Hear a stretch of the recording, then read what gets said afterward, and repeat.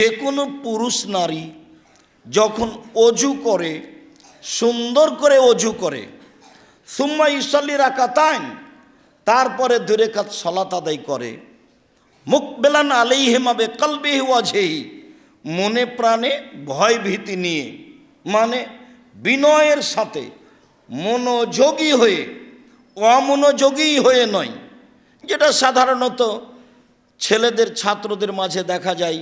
সব সময় শয়তান তাদের ভিতরে প্রতিক্রিয়া করে, সব সময় একজন আর একজনকে ব্যস্ত করে, যেটা নেহায়াত অন্যায়।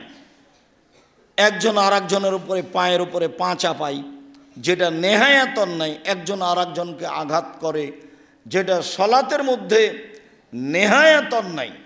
এটা একটা আদব কায়দার ব্যাপার আছে জরুরিভাবে, কেননা ইবাদতের জগতে এটাই হচ্ছে ভিন্ন ধরনের ব্যতিক্রম